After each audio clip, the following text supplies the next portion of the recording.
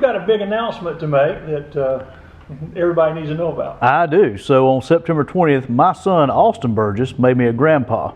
So my first grandchild, his name is John Taylor Burgess. He was born on the 20th of which was last week, and 7 pounds 8 ounces, beautiful little baby boy. And my priorities in life are about to start changing at least a little bit.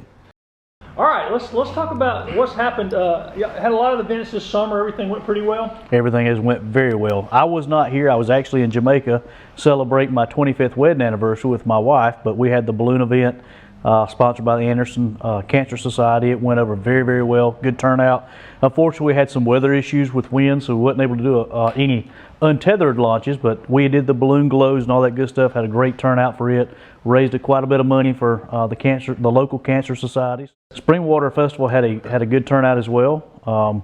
Obviously, it was hot, middle of August, but we had a good turnout for it, and we're already working toward planning for next year's event. So we're super excited about it. What about economic development? What's been going on here? What's opening and what's? Well, you heard it first here because we're just now getting the agenda set up.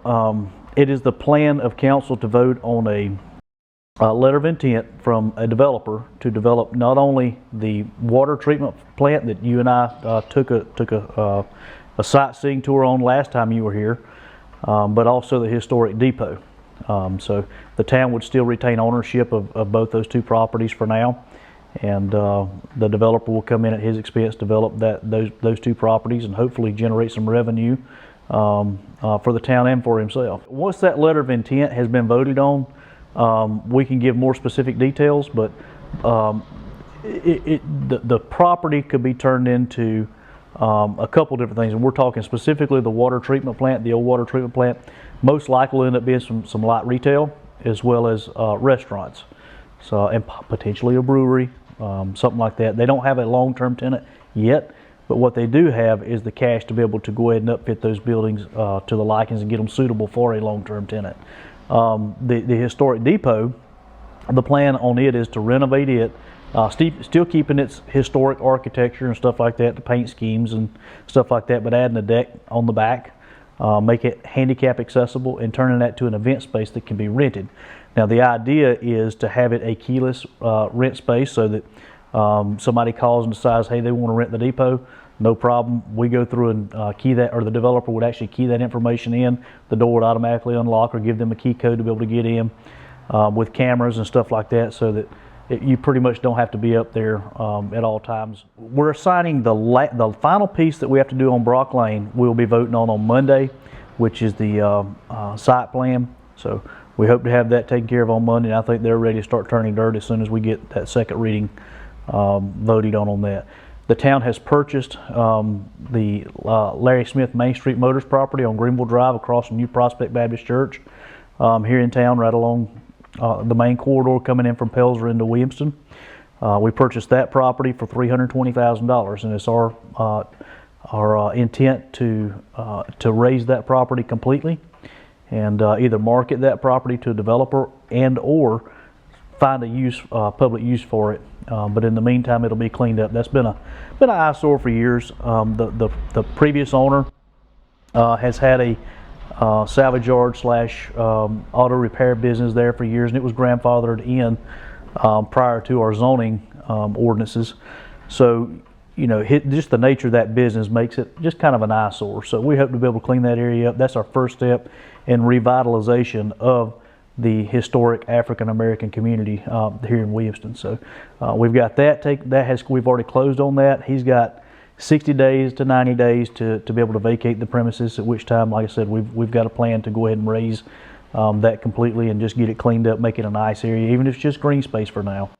And then we'll see where the economy and other things, you know, lead us to do with that property.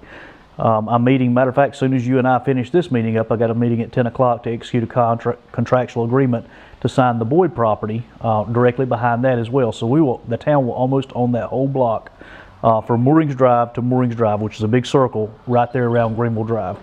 So we hope to see some improvements. It could be a public safety complex at some point in time, years down the road. It could be a lot of things. So we're excited about that. And like I said, that's our first step to revitalization of that community. So we had Sassy Sue's opened up. We had grand opening on it last week. That's here at 100 Main Street. It's a consignment shop. A lot of cute kids outfits and stuff that you would go pick out for, let's say, a baby shower. So obviously I'll be a frequent shopper in there with that brand new grandbaby. So it's a really neat little store. Folks need to come check it out.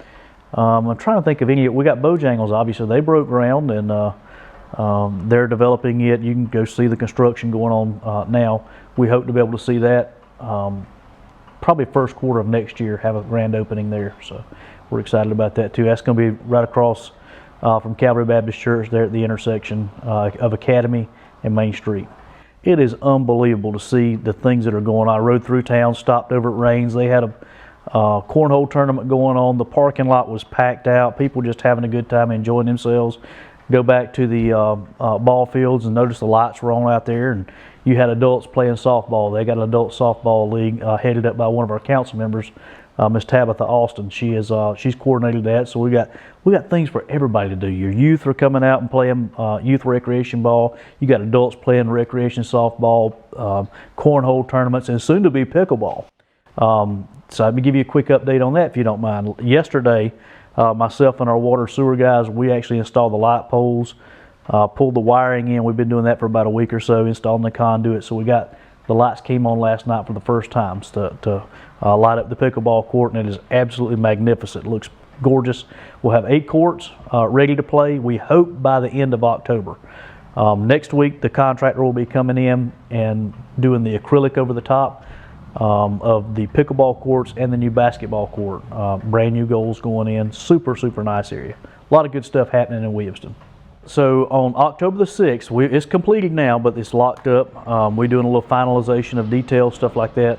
So on October the 6th at 6 p.m. we'll have the ribbon cutting / grand opening of our dog park. A lot of people have asked where to park for that. A couple ways you can park. You can park here behind Town Hall and walk over, or you can go down College Drive right beside Town Hall off of Minor Street.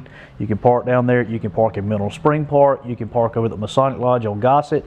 And it's a short walk up the trail, and literally within a couple hundred yards you're there at the dog park and enjoy those amenities. We do ask the people not use the fire department simply because our volunteers, if we have a fire, that's where they park it to come in and hop in a truck, and we don't want them looking for a parking place. So please don't use that, the fire department, but there's plenty of other parking to be able to get down there and access it. And part of that's being able to get out and enjoy with your dog too. So a little short walk won't hurt you none. We've got Boo in the Park, and that's October the 22nd.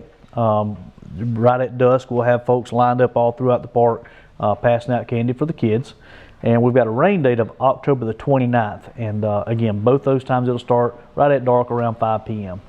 And that's where? That's here? That's here in Mineral Spring Park, yep. And we also have a Scarecrow Contest going on. You see some people are already putting theirs out. That'll be going on October the 5th, starting on October the 15th.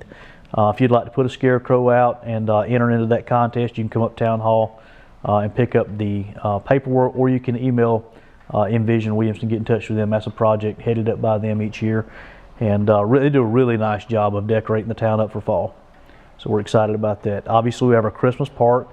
This year, let me read my notes here. This year we'll have the Christmas park lighting, Deck the Halls lighting, which is also in here in Town Hall, and the Christmas parade, all on November the 27th. So we're looking forward to it. I don't know if y'all saw the last year. Y'all ever had the parade, isn't it? I think so. I think so. I think that'll be the earliest we've ever had it, and it will be an evening parade, not dark, but an evening parade. And then we'll transition from the parade. Main Street will be shut down. We'll transition from the parade directly into our Winter Wonderland. Again, that's headed up by Envision Williamston. I don't know if you heard about last year, but it was an absolute phenomenal success. We'll have carriage rides that take folks from Town Hall here throughout the park, circle around. We have snow. We'll actually have snow here. We did it last year. We got 2 snow machines that make snow out in front of Town Hall. Obviously, Santa and his wife will be here, and we'll have local ministers that will be here, and they will read the nativity story. A lot of good stuff going on. We have kids come in the mayor's office, and I usually read the night before Christmas to the kids. We'll transition them out, give them milk and cookies. But last year we had thousands, and I'm not exaggerating, thousands of people lined up out in front of Town Hall and throughout the park to participate in that event. So we look forward to an even bigger and better event this year. And people who haven't been here, that was very impressive. Just Festival of trees here in the. Oh yeah, so I can't tell you the number, but it's hundreds of trees here in Town Hall. And when you come through Town Hall, it's a historic building, nice wide hallways, so that trees line both sides of the hallways, and so it's open in the evenings every evening for folks to come in. It's free of charge, doesn't cost a dime to be able to walk through. The mayor's office will be decorated up, it'll be open, so you can come in, get your picture right behind this desk, and pretend to be mayor for a little bit. It's a lot of fun, and I don't think you could leave here and not be in the Christmas spirit.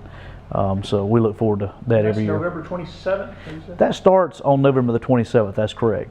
And then everything's that big day's the kickoff. Right? That's right, that's the big kickoff, and obviously throughout all of December through New Year, you can actually drive through and start seeing the Christmas decoration stuff in the park. That's people come from miles all around to be able to see that, and so we're excited to have. And y'all have actually got the parking, the drive-through situation a little smoother in the last couple of years. We do, yeah. So we've made a lot of improvements with the traffic flow situation. We've also installed some speed humps in the park too to keep people slowed down to be able to enjoy. Number one, for safety, but number two, to be able to enjoy those.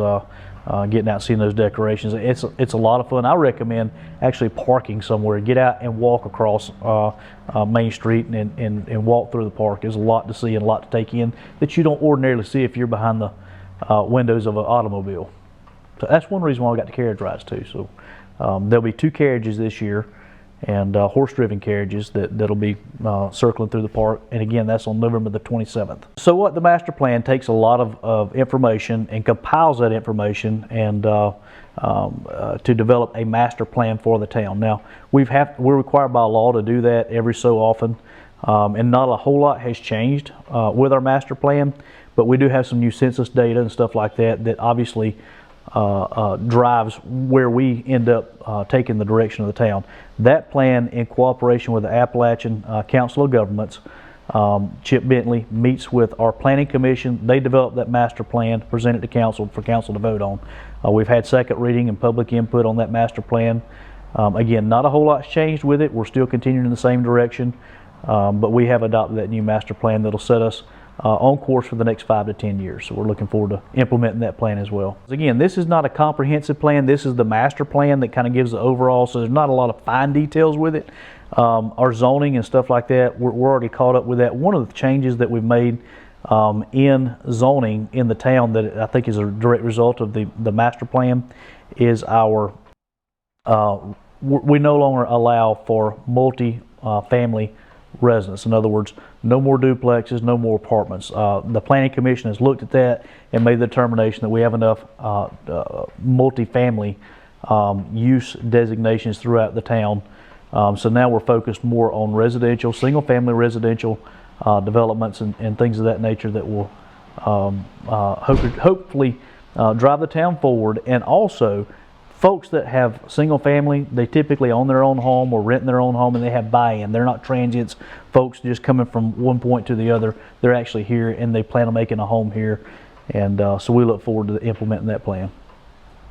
And I guess the other thing is, any update on the trail system y'all were working on? Yeah, so I don't know have I talked to you and told you that we did receive some funding for phase 2 of to expand it out. We rode down through there last. Okay, I couldn't remember if we had talked to you about that or not. I just met with the Appalachian Council of Governments and the folks at Commerce to go over the kickoff of that trail expansion project. So hopefully we'll start seeing some site plans and things of that nature coming out in the next couple of days. I think we have 3 years maximum to implement that, to make that construction happen and have a ribbon cut. And so we look forward to that kicking off pretty soon.